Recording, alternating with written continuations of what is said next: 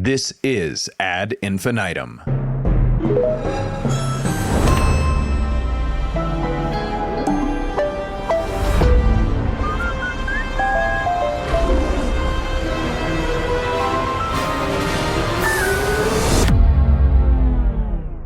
Ad Infinitum is the award-winning podcast solely focused on audio ads, the creatives who make them and/or the latest thinking that informs them, how the space is evolving, and, my favorite part, a roundup of recent audio ads with analysis by yours truly, Stu Redwine, and each episode's guest.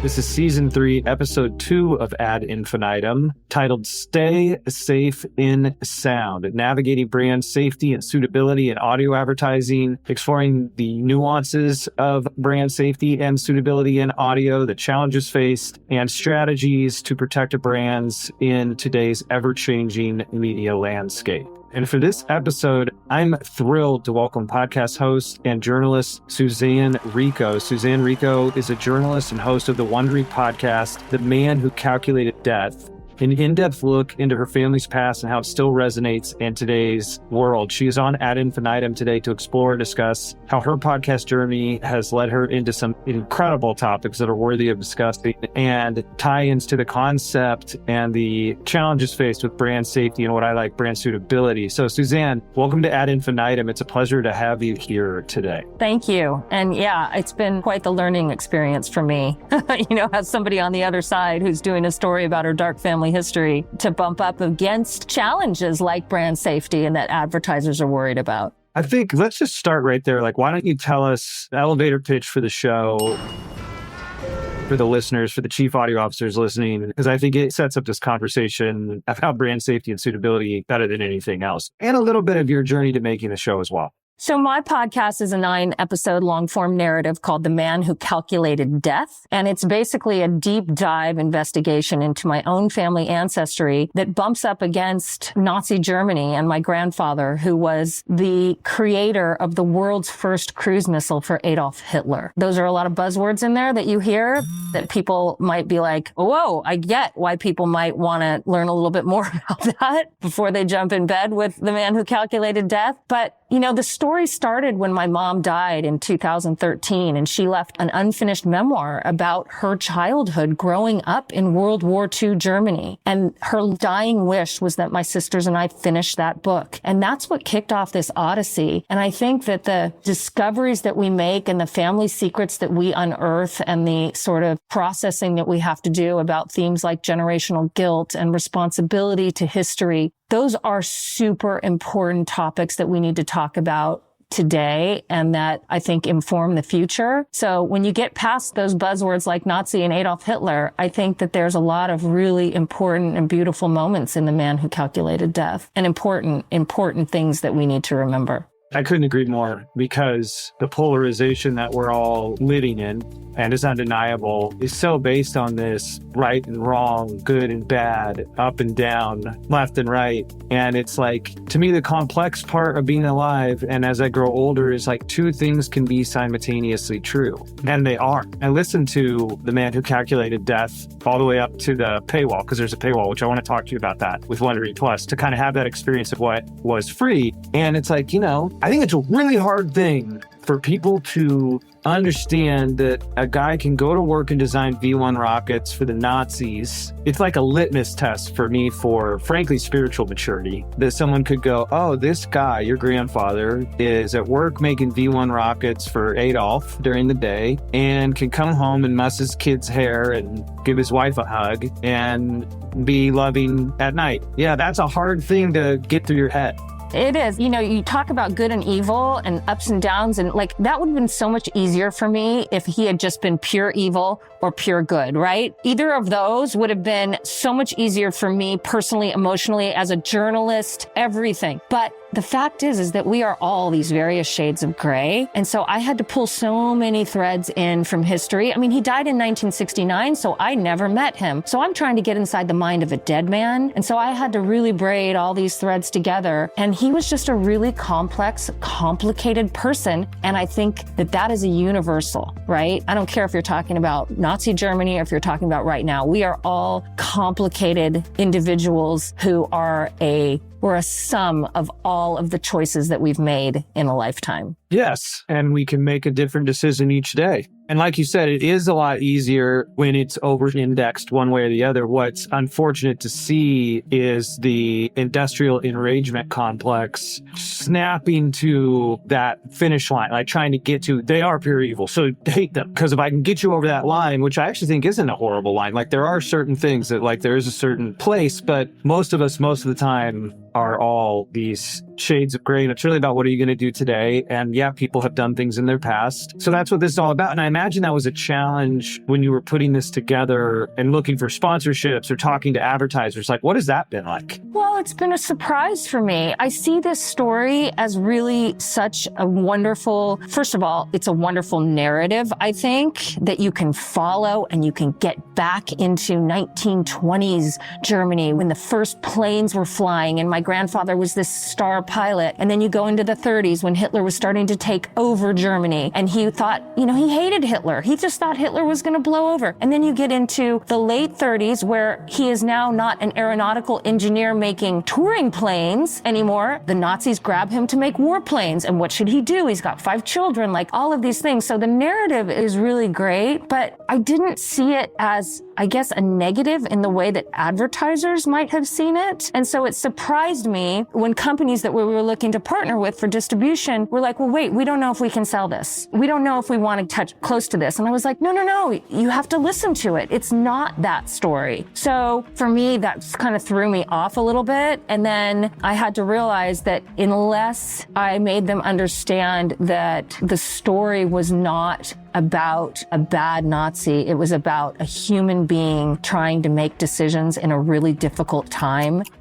and how those decisions trickled down to his family and how those decisions trickled down to humanity. I mean, his V1 missile is the world's first cruise missile and the grandfather of the Tomahawk missile, which the United States uses and which has saved actually millions of lives because it goes in and it gets wars over quickly, right? If you look at the Iraq War in 2003, that's when they used the Tomahawk. Baghdad fell in 3 weeks. There's a lot of good in that missile too, even though you're talking about a weapon of mass destruction. So again, it's those black and whites, and I wanted people to understand that at the very end of this story, it's a story about family. It's a story about ancestry. It's a story about lessons. It's a story about not repeating the past. And I think it's a story ultimately of humanity and light.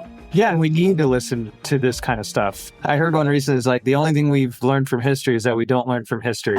Thank you. So in high school, I got the opportunity to go to Hungary and Romania. And while I was there in one of the cities, I'm pretty sure it was Bucharest, Romania, there was a statue park where they had all of the communist statues in one place. Now, they weren't still all over the city. So it's not like they're down the main street in, like, let's say Richmond, Virginia, right? But they didn't just knock them down and destroy them. They put them in one place. So you can drive through and see and remember that this is what we defeated. Do not forget this is what we defeated. And they will do it again if we give them the opportunity. Evil will do this again if it's given the opportunity. And then it's so important to listen to, like, come on, how many of us drive VWs or BMWs?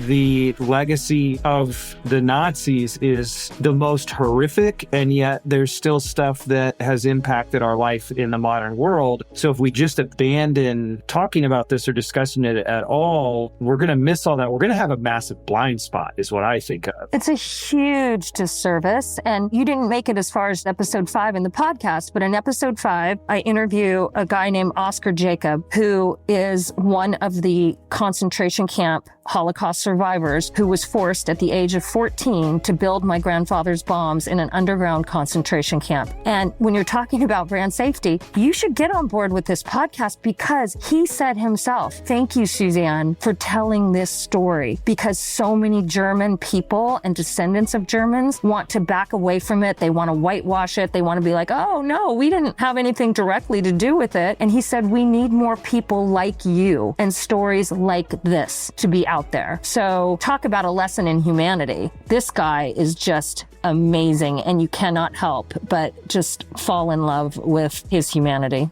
Well, what I did listen to, that sounds amazing, and it matches the tone of what I did hear in your show. I mean, your mother, and I don't want to give away too much, but just your mom as a standout creates, for me as a listener, all the redemption I needed to go for that part of me inside of me is like, hey, I'm listening to something about a Nazi. So what I want to talk about, bring it back to the chief audio officer, is as we've continued to have this conversation, with the shutdown of GARM is based on keywords. So it would go, your show, like, yeah, bombs, Nazi. Like, there's all sorts of fun stuff that a machine is going to go, does not compute, Ford Motor Company cannot advertise.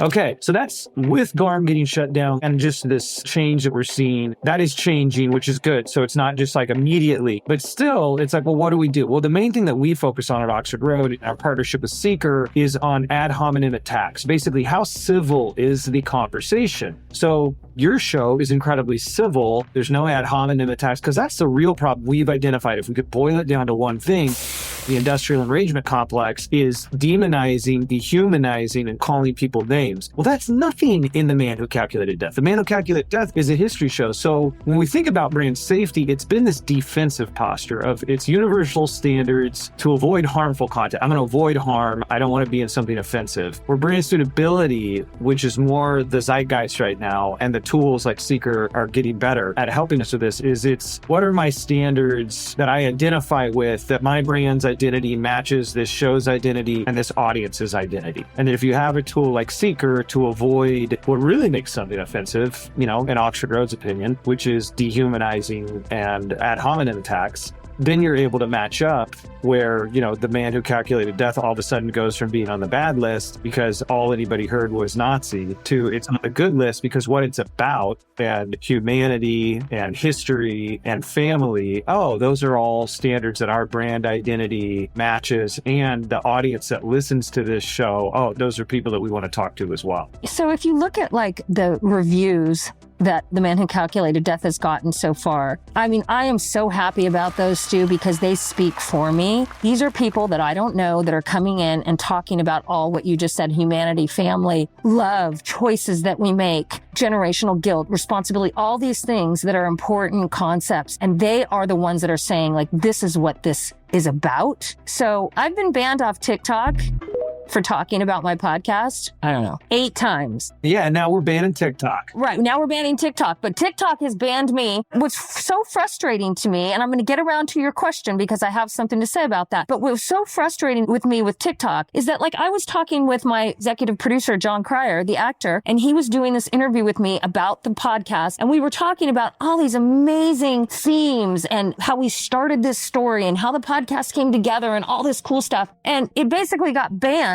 because we said the word Nazi. And so everyone was telling me, you can't say Nazi, you have to say Yahtzee. And I'm like, okay, now I've just looked like an idiot when I talk about World War II and I say, Adolf Hitler, the Yahtzee. It's just so ridiculous. But what was really frustrating was that when I went and appealed those bans, it never gets to a real person. At least on TikTok, I don't think it does. And so these bans were coming. And with regards to like brand suitability, there is nobody, in my opinion, at any company that is going to listen to The Man Who Calculated Death and come out of it saying, this is either hate speech or if it's offensive or anything, that's not going to happen. So at some point there has to be, like you're working on, some sort of compromise or meet in the middle where it's not just this buzzword that you're like, no, I don't want to be associated with Nazis, so we're just going to take that off the table. I hope that is going to happen. And actually in my own journey of selling this podcast and partnering this podcast, I've come up against quite a few obstacles with people worried. And once we've talked it out and they've been able to speak with me and hear more about it and listen, they've come around. But it's a steeper slope than I would have liked it to have been. That's exactly it. That is what Seeker's built on. That's our approach here at Oxford Road. Not just looking for individual words that are offensive, but what is the tone and the posture of the show? Simply, what is the civility score? And that just changes it, the focus off of, because anything can be discussed, and even really offensive words, if treated with respect and discussed, like we need to still be able to say them. That's kind of like what we were talking about, where it's like, if we destroy all the statues and get rid of them completely, we now have a blind spot. If we never say those words and never even talk talk about what those words means or what they were, we're going to forget. And then we've got this massive blind spot. So incredible what you've made. And I think as it gets out there, it does even more, you're going to see an even greater response, because it's so cool that you're taking this on at a time when I think people are more open to it and grappling with this, like, man, I'm so sick of being polarized. And how do I deal with this stuff? So what has that been like? So you're with Wondery. Before we get into the ad analysis for the chief audio officers, just for folks that are interested in kind of the creative process and the life cycle of a podcast, what has that been like? Like, what led to the Wondery deal, and then where are you going from there? Well, this is my first podcast. So I'm a career broadcast journalist. I did TV reporting and anchoring for years. So, those things are a minute 30, 2 minutes you get to tell your story. So this is now 9 episodes of 35 to 45 minutes. That has been such a learning experience for me to tell the story over, the long narrative arc instead of 2 minutes. I had never done a podcast before. I had no idea how to sell one. Luckily, I had good partners and we took it out. And, partnering with Wondery was a dream for me because I liked their brand. I liked what they did. I liked the podcasts that they put out. It was something that when we got an offer from them, I was absolutely thrilled. We made some, I think, mistakes along the way, in that we produced this podcast 100% ourselves. I produced it basically. And, Wondery, their main brand, does not take podcasts that they don't produce themselves. So there was no way for us to go with the Wondery brand. So we went with the Wondery Plus brand, which is of course behind the paywall. So that is the deal that I made. Do I like having it behind a paywall? I'm not very good at going behind paywalls myself. So no, I don't. But the Wondery experience has been amazing for me. They gave us a lot of great support. They reached out to their brand partners like Apple and, other partners and got us bumps, got us mentions and things like that, which shot the podcast all the way up to number 11 at one point, which was amazing for a podcast. Number 11 on what chart? Believe it or not, we got as high as number 11 overall at one point, which is amazing to me. I don't really understand how it all works. Congratulations, yeah. And then we hung out in the top 20 of the history charts for quite some time. We were in the top 20, and ever since everything has been released, we've been hanging out in the top 100. I think it was in the 60s today. So people are listening, even though it is behind a paywall, which is fantastic. So the Wondery experience to me, and this is why I think brand is so important, and you know this, I'm not telling you anything that you don't know. It is so important to get in bed with a brand that you respect, and Wondery certainly lived up to that expectation for me. That is awesome, and it's so cool that you went from short form to long form. I mean, it comes through that you've been a professional storyteller your entire life, and it's a great listen. Like, I cannot recommend it enough. I'm curious, what's next for The Man Who Calculated Death? What are you doing next? So that's interesting. Stu, this is something I'd like to talk to you more about. I'm here. Maybe on a private phone call. Hello. Or if anybody listening has any ideas for me. Yes. So there's a second season to The Man Who Calculated Death. We took it to Wondery. Wondery's owned by Amazon. They have first right of first refusal on the second season. I don't know what's going to happen with that. So, again, their world is not a world that I know, and I don't know what's going to happen. I have a feeling that whatever is going to happen will happen once the podcast goes wide, and we see how it does when it's out there ad-supported. How does that work? So that's our next step, and it'll go over to Podcast One, and it'll go out on an ad-supported basis. And that, you and I, when we first talked, I was telling you about this, not pushback, but this concern that I was getting about brand safety and brand compatibility and all of that. And part of that was from Podcast One. They were a little bit concerned. They were able to get past it because their managers of the company, the CEOs and the COOs and the CROs and all those people listened to it. And then they realized this is exactly the kind of thing that we want to be partnered with. And so now that deal is going to go through. But I think there's no way to really judge the true impact of The Man Who Calculated Death until it's been out on the ad-supported, free, quote-unquote, market. And Podcast One's a great place to be. That's where Oxford Road's main podcast, The Media Roundtable, is as well. So we'll keep it in the family. Yeah. You know what? I'm really happy with Podcast One. I feel like they believe in the product, which is huge. I feel like they want to have something like that on their lineup. They don't do a lot of this kind of stuff, right? They don't do just series, 9-episode series. That's not their bread and butter. But I think that they saw the value in The Man Who Calculated Death, and they're going to put their money where their mouth is.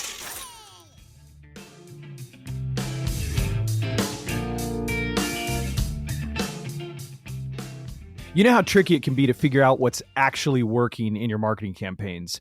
You're investing across all these different channels, but knowing which ones are really moving the needle, that's been the big mystery until now. I want to tell you about something that's going to change the game. Claritas' new multi-touch cross-channel attribution solution. This isn't just another analytics tool. It's the first true AI-powered multi-touch cross-channel attribution methodology in the industry. Translation, you finally get a clear picture of exactly which channels are driving consumer engagement every step of the way. Imagine having precise insight into your ROI. Imagine being able to optimize your media spend smarter and potentially saving billions, yes, billions, across the industry. It's all about making data-driven decisions with confidence and clarity. If you're ready to take your marketing to the next level, you need to check this out. Schedule a demo today at Claritas.com and see how you can revolutionize your strategy with their multi-touch cross-channel attribution.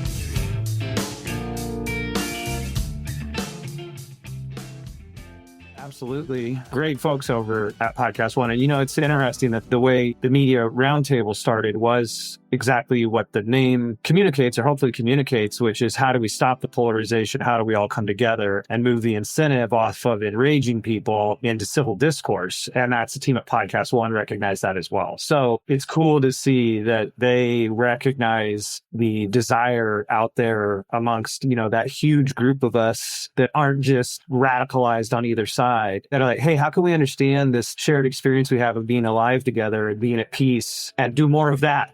Stu, I do want to say we have to use our voices. I can talk! And those of us who feel more centric, who feel more like, I don't hate the radical right or the radical left, I just want to move the conversation into something that everyone can participate with, I think we have to. And I just wrote an op-ed for the Los Angeles Times, and I think it'll run sometime in February. But it's basically about how when people stay silent and when we can't have a civil discourse because we're afraid that somebody's going to jump on us, then that's when things really start to go sideways. And I'm talking specifically in my case about the neo-Nazi sort of uprising that we're seeing, where people are hanging Nazi banners off of U.S. interstates, overpasses, and they're marching through neighborhoods in Columbus, Ohio. And my point is that we can't just stand by and say like, oh, that'll go away. That'll pass. I'm not going to say anything. It's a blip in the news cycle. Like, no, that's what happened in 1933. And Adolf Hitler was named Chancellor of Germany, and we were off to the races for World War II. So I really do feel like things like Media Roundtable and things like The Man Who Calculated Death and things that are more about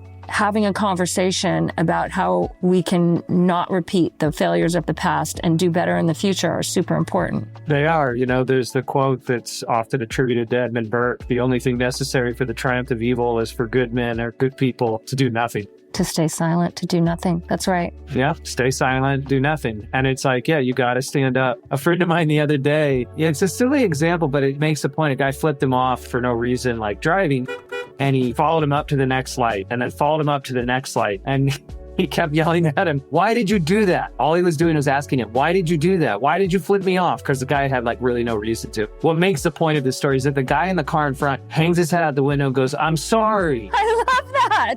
That little story resonates so deeply with me because of the power of apology. I'm so sorry. I failed you. That's another thing that we've gotten so far away from. And it's one thing that the point is made in episode 5 of my podcast, where I choose to apologize to Oscar Jacob, the 94-year-old Holocaust survivor who was forced to build my grandfather's bombs. And for what it's worth, I say I'm sorry. And it was so meaningful to him, and it was so meaningful to me, and it's what I could offer. So I think that we forget about sometimes when you make a bad choice, like flipping somebody off on the freeway because you're late to work and you're mad and you're grumpy, and your kid's sick at home, whatever, to just say, like, I'm sorry, is deeply meaningful. Yes, and it's okay. I love that story. I did not think that story was going that direction. Man, this has been definitely a show about audio storytelling, but also like what it means to be alive. This is incredible. I mean, which is the whole point of your show. So let's do this. Let's listen to some ads, see how people are showing up in History Podcasts powered by Magellan AI. These rankings are based on Magellan's proprietary model, which tracks data from the most downloaded podcasts. And in this case, specifically history-based podcasts is what we're going to be focused on because The Man Who Calculated Death is a history podcast. And to get a demo, you can go to magellan.ai/ad infinitum. All right, Suzanne, you ready to grade some people's work here? I'm ready. All right, the first ad we're going to listen to is from BetterHelp on The Rest is History. We pulled ads from top history podcasts, and some of them have regular top spenders that we see, like BetterHelp and Amazon. And then we've got a couple other examples as well. So first things first, this is from BetterHelp, The Rest is History. Here we go. This episode is brought to you by BetterHelp. The holiday season brings back lots of traditions, some better than others. What could be more wonderful than to meet up with your family around a Christmas tree and sing a carol or two? And that is lovely, Tom. And part of what makes this time of year so magical is all the joy and comfort that we seem to feel. But that, of course, is an experience that we deserve to feel all year long. And a great way to bring yourself some happiness whenever you need it is therapy. Absolutely right, Dominic. Therapy can help you learn positive coping skills for when you're stressed and teach you how to set boundaries and enforce them. It can help you work through anything, not just major traumas. So give therapy a try and check out BetterHelp. It's a gift that keeps on giving, helping you easily get matched with a licensed therapist. And best of all, everything is entirely online. Just fill out a short questionnaire to get started. Find comfort this December with BetterHelp. Visit betterhelp.com/restishistory today to get 10% off your first month. That's BetterHelp, HELP.com/restishistory. All right, there we have it. Sounds like it was the first ad in a break read by the host. What do you rate that on the Suzanne Rico scale of 1 to 10 of persuasion? Well, first, I love The Rest is History. And I want to be honest here. I thought that this ad was going to a funny place, which is we all want to sit around having Christmas carols and singing with our family, but really it can be a real pain in the ass or something like that. Me too. That's where my head went too. And that's where I wanted it to go because I was like, oh my gosh, this is going to be so universal for all of us that we think this is going to be this amazing thing every year. And every year it is amazing, but it also has those moments where you're just like, oh my God, I'm going to kill my sister, or this is not what I wanted, a pair of socks, or whatever, all the funny things that are Christmas. So I didn't love that. I think BetterHelp is fantastic. And I think the concept is so great that we can actually reach out and get somebody when we're feeling like we need it, because we do know that therapy is so hard to like find the right person. But I think that ad missed the mark. I think I would give it like a 5. Ooh. Is that brutal? Okay, 7. How about I meet you in the middle at 6? Or stick with your 5. Okay, the only problem I have with it, it was completely fine. But do you want your ad to be fine? You don't. Oh, I just did an episode yesterday. It was episode 301, so this is episode 302. And that was exactly where we landed on these ads. It was like, they're fine, they're okay. I feel like if they had gone into a funny place, and especially with those two guys reading it, it could have been funny and really engaging and also connect with me as a listener and as a possible buyer.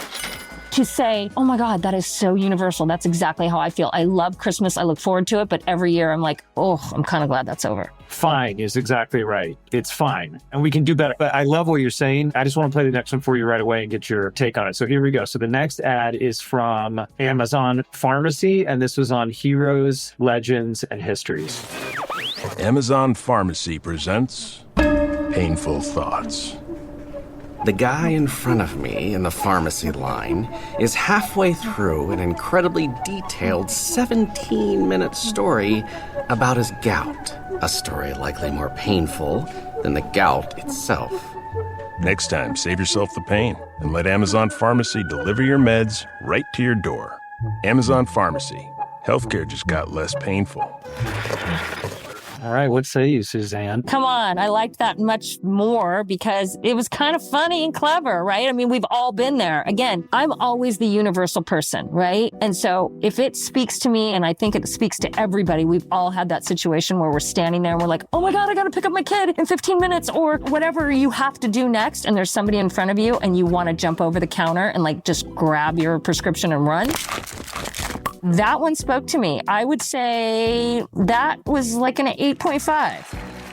I liked it a lot. We'll give it an 8.5. Okay. I like that one a lot just because I could totally see me being there going like, please stop talking about your gout. Yes, I've been there too and thought some gnarly, nasty stuff. Yeah. And by the way, Stu, that tagline, healthcare just got less painful. Can we all understand that we all want healthcare to be less painful? Yes. It's so painful. Insurance and everything that we have to do and getting your prescriptions, all of it is painful. So if somebody can make my healthcare a little less painful, I'm in. It is a big pain, and it's also worthy of noting that like you could remember that even just seconds after, which might sound sort of ridiculous, but having done, over 20 episodes of this now, that's a good little litmus test because it will happen where we'll listen to an ad and somebody's like, I got nothing. Like it's literally been 16 seconds and they're like, I know they had a tagline, I can't remember it. So it's speaking of that felt pain, and yeah, it's like how many of us have been there. I do have to say like the subtext of like, don't go outside, don't interact in reality with, I'm not crazy about that. Yeah, I kind of thought about that too. It's basically separating. It's saying don't interact. Yeah, stay in your house. Don't go out. Because it's inefficient. This whole drive to be efficient, efficiency. And it's like, for me, being alive is very inefficient and relationships are incredibly inefficient. And, purpose of life is to be lived. So, hearing a guy's story and being able to sit in that and maybe even talk to him. But then it's like, okay, let me get off my hind horse. I will say this. You and I both, it felt like the BetterHelp one was like a comedy head fake because it's like, were they just not aware of how funny that could be? Kind of like the same idea of like life insurance companies. I'm like, why don't they make more jokes about death? So it's like, was BetterHelp, did they just not see that? Do they have a blind spot? Okay. This one is like, I'm going to be funny. And you know what? It actually was funny. Could it be sharper? Yes. But I do think the scenario they painted was clear enough that you're like, it's a chuckle. It's not laugh out loud. No, it's not LOL, but it's a chuckle. And think about I'm the last person to stick up for any insurance company, but think about the insurance company ads. They're all funny. They got like superheroes coming in or some guy that gets like mowed over and dropped out of a tree. So get Allstate and be better protected from mayhem. They're funny. Like we all don't like insurance and it's not funny, but at least they can make us laugh maybe during the Super Bowl. Yes, exactly. And I think on this one too, it's like the music, the tone of the music, and even the narrator's voice, it felt kind of like it was giving a little bit of like the Lemony Snicket's thing of like, not that it was like him, but in tone of the sense of like, I could see him standing there talking to me about the scenario that is amusing and interesting. And it felt more like, I get that I'm amusing and interesting, and I even get I'm only a chuckle. I think the misses happen when somebody's like, I'm laugh out loud funny, and they're not. Right. And you're like, oh no, that's painful. Boom. Roasted. Exactly. Talk about painful. All right, this next one is Rocket Money on American History Hit. Hi, this is Freddie Wong from Dungeons and Daddies, and this episode is sponsored by Rocket Money. Blast Houston, off. we have a savings. That's right. Rocket Money is a personal finance app that empowers you to save more, spend less, and take control of your financial life. Basically, you can see all of your checking, savings, credit cards, and investments in one convenient place. You can understand your spending trends, and most importantly, you can categorize those expenses and set up a custom budget by identifying top spending categories. Listen, you want to track bank statements? It's very difficult. Use Rocket Money to help keep track of all your finances. Rocket Money has over 5 million happy members, and it's saved its users over $1 billion across all of the app's premium features. Let Rocket Money help you reach your financial goals faster. Get Rocket Money today at rocketmoney.com/all-in-one. That's rocketmoney.com/all-in-one. Okay, I've just got to say, maybe it's just that there's so much about history that's dark that They're like, we need all our ad breaks to be funny. Because I'm like, are we listening to comedy podcasts? Like, what is going on? Yeah, but honestly, Stu, like, I feel sorry for Freddie Wong because he had so many words to say and only a certain amount of time to say it. And he was going so fast and I didn't understand anything in there. And I was just like, what am I supposed to be getting from this ad? Oh, okay. I mean, that was so much information stuffed in there. If I'm a listener and I'm coming out of this like, oh, we're going to talk about the highlights and challenges Carter faced while in office. And then all of a sudden it's like, what do I walk away with from that? Do I walk away with like, I don't even remember that it's rocket money, I don't think. Sorry. Wow. No, I love it. You're giving us the real deal. So BetterHelp was a 5. Amazon was an 8.5. What's Rocket Money?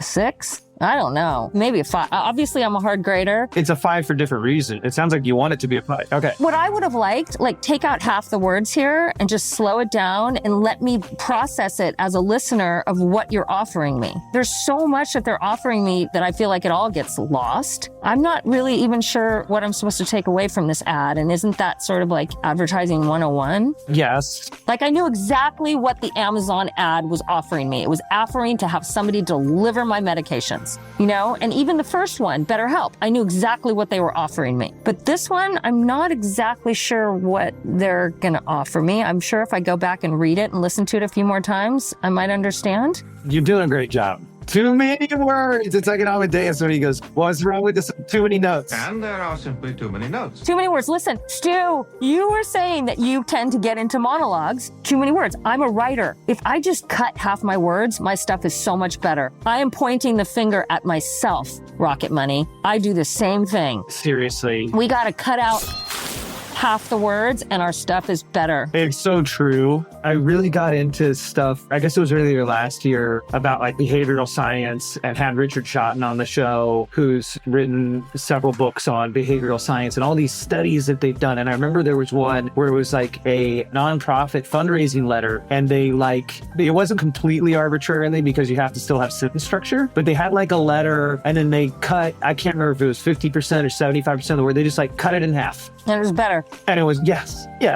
And sometimes I do that, like I'll write something. I think that's actually a great use of ChatGPT or Claude, is to go, hey, edit this, like only remove words and make it half as long. And, you know, to your point on this one, I mean, it's so great getting your point of view on it, because you're very far outside of who often we have on Ad Infinitum. I'm a consumer. Yes. Yes, I'm a consumer. I'm just a listener of podcasts and a consumer. Yes. And so it's like, when I hear you, then I go, okay, well, what would I do? They're like, well, hey, this is Freddie Wong from Dungeons and Daddies, and this episode is sponsored by Rocket Money. Now, it was funny when the other guy, or whether it was him, blast off, we have savings. I thought that was a great line. Yes, me too. And then you can go, I've used Rocket Money for my own finances, and we were able to save in our personal budget $900 on subscriptions. You should check it out. Like that, I just had a very interesting experience having you respond to this, because I am just flagging in myself that I'm in this so much that, like, it's like friends of mine that are really big rap fans, which I've never really been, but they'll listen to it and they'll understand everything the rapper's saying. And it takes me, like, I gotta like read the lyrics. You listen to it and you're like, dude, that was a bunch of gobbledygook. I don't even know. And I was like right with it. I'm like tracking along right with it. I'm like, oh man, I need to check myself because I may be overexposed. Yes, what you said about like, it's the funny, the rocket blast, blasting off Houston, we're saving you money, blah, blah, blah. How about take a page from the Amazon book? We can help you make banking less painful. I'm a buyer of that. I want my banking to be less painful. So that's great. But all of that was just like, I wasn't exactly sure what I should do with all of that. So it gets a 5 for different reasons. I'm sorry, Rocket Money. That was good for them to hear. It's good for Rocket Money to hear this. I hope their creative team does hear this and take it to heart. Yikes. And then, well, but then what's wild is we all been in the need of performance. And at the right CPM, different things work. And so it's like, you know, this might work fantastic for them. I don't know. And it would be so interesting to know how those 3 ads... To get the performance on them, right? Well, these are not Joe Blow companies, you know. These are big, performative, amazing companies. So they've got to know what they're doing, much more than I do. We hope so. Yeah, they have money. All right. So this is the last one. This is Ritual from Stuff You Missed in History Class. Here we go. Big shout out to you for making it through the hectic holiday season. This new year, get clean, quality, pregnancy nutrient support off your to-do list, including Ritual's best-selling Essential Prenatal Multivitamin, designed with 12 traceable key ingredients to support a healthy pregnancy. With big changes coming up, take the small steps now and start today with 30% off a 3-month supply at ritual.com/podcast. These statements have not been evaluated by the Food and Drug Administration. This product is not intended to diagnose, treat, cure, or prevent any disease. Susan. Oh, the dreaded disclaimer. I don't have any problem with this one. This one's super straightforward to me. I like the narrator. She's easy on my ears. There's not too many words. I know exactly what she's selling me. It's very specific, right? I'm a almost 60-year-old woman who's never going to have a kid again, so this is not so important to me. However, I appreciate it. It doesn't turn me off in any way. I would give this an 8. It's not like, oh my gosh, hilarious or particularly memorable. Although I do like, with big changes coming up, take the small steps now. I like that that's like the tagline. The construction of that statement. That's like a little tagline to me. I agree. It's a bummer that they have to put the disclaimers in, but you got to deal with that. But yeah, I thought that this was just straightforward, old school advertising. I agree. I'm hesitating because I'm like, are you saying it's fine? Or is it more than fine? It hits all the notes that it needs to hit. I mean, you're talking about pregnancy. Women want to just know, like, oh, yeah, I could use this product. I don't think they tried to get too tricky with it, which I think is probably good. Yeah, I mean, it's better than fine. I think it is too. But when I say old school advertising, I don't say that in a negative way at all. This is just like very simple. They're not trying to put the frills, the bells and whistles on it. They're just like, here's the product that we have. Here's what it can do for you. This is an important time in your life, and we'll give you 30% off. Done. Yes. And with that, I think thinking of an audience insight perhaps for a woman is there's an element of how this feels to me is kind of belly up to the bar, two women in a waiting room at the doctor. This woman you just met, but she's just shooting straight with you. Hey, holidays were crazy, weren't they? Yeah, they were for us too. Oh, do you live around here? Yeah, I do. Oh, are you in for the da-da-da? Yeah, I am. Oh, well, I got to tell you about this because it's really good. And this is a massive health event for a woman, and women are long-term thinkers and risk averse. And so it's this to me, you trust this because of its simplicity. That's such a great word. And I was just going to say the same thing. I don't know from Adam if I should trust this company, but the narrator, the narration, the straightforwardness of it, that sort of I'm sitting there in the doctor's office talking to somebody who knows something about this. The trust makes me feel really good about this. And I feel like I'm knowing exactly what I'm going to get from this ad. I like it.